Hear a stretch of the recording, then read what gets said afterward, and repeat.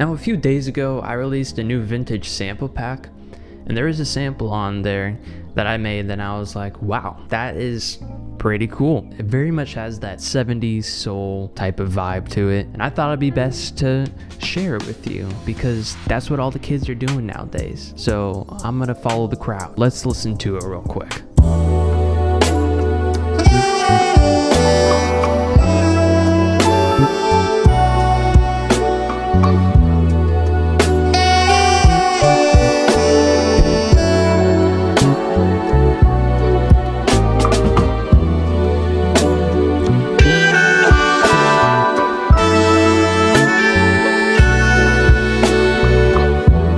So did you like it? It doesn't matter. We're looking into it anyways. So I have the project pulled up right here. It's a little complex. There's a lot of stuff going on to it. Now, the thing about this sample is that it isn't in 4/4, which is like regular time. It is in 3/4. So I started out with the Rhodes and I pulled it up from Analog Lab. And this is the chords that I came up with.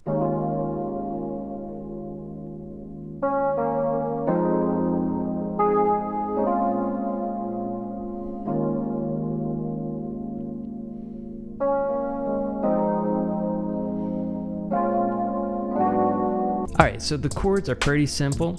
It is an E flat minor 9 with a 4th in there right here. And then I went up to an F minor 7. And then I went to a B flat minor 9. And then I repeated that. And then at the very end, I did this chord right here. That is a, what is that? I guess you could call it like an A flat diminished 7. With a sharp 7, I don't know what you would call that, but it's a nice leading chord back to the E flat minor 9. So after the Rhodes were done, I decided I wanted to add a bass, so I played in a live bass, which is over there. Here's what that sounds like.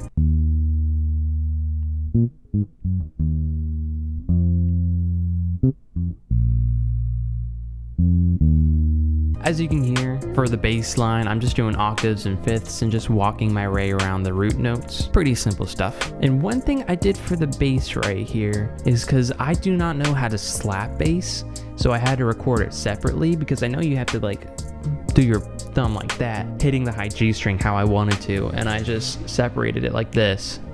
And then after that, I pulled out a drum loop and I looked up soul drums, and these are the drums that I got.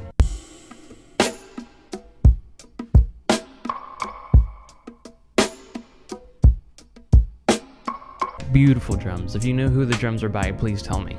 So after that, I just got the Rhodes, the bass, and the drums, so I wanted to add some strings in there. So I pulled out Opus, of course, and I selected this preset, and this is the strings that I came up with.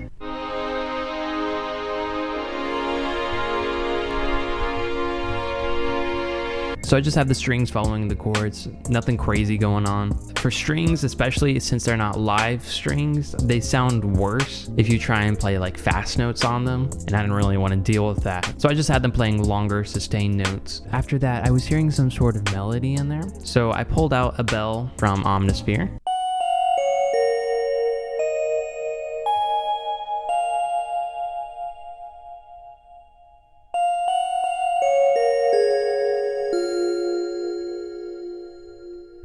Very simple.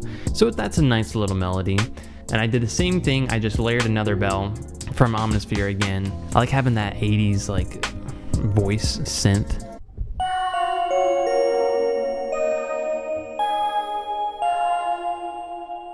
And then as a final layer to the melody, I added this flute in there. And I played the same notes for the flute as the melody, I just made it legato instead of like a little pop.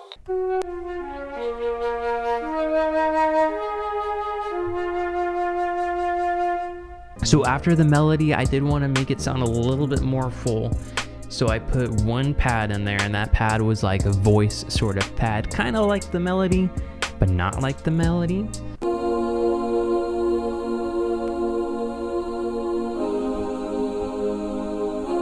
It's kind of in the background and you can't really hear it, but it's a very important part of the sample because it just fills out the space a little bit more. so it may be a different time of day. But shut up, I know where I left off. So the sample already sounded full, but I did want to make it fuller, so I added my own vocals in there. And usually when I'm doing my vocals, I separate it into 3 parts: the lower, the higher, and then the melody part. I don't label my vocals, I know that's bad, but this right here is the lower part. And then I added a higher part. And then I'm singing along with the melody.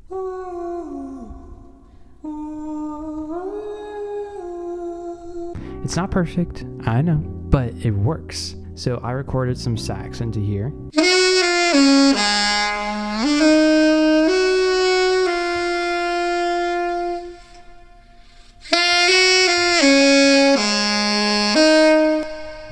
And surprise, surprise, it's following the melody too. But you're probably looking at me like, Elijah, I can't play the sax.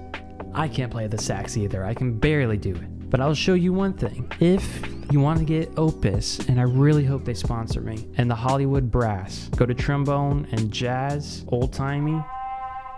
I'm telling you, if you invest in one thing, invest in this, because that'll set you up for jazz and soul more than anything else. And finally, to finish the whole sample off, I just played a guitar in here.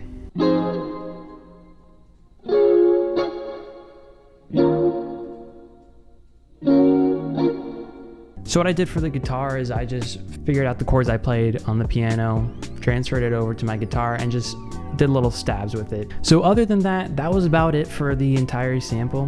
Really the only things I had on my instruments was parametric EQs and compressors. And then I just throw this mastering chain on it, which I always throw on everything because it's such a good mastering chain. If you have any suggestions of what I should do, you can just tell me. I will be coming out with an R&B sample pack as well as a jazz sample pack soon, so look out for that. If there's anything else you want me to make a video about, just tell me.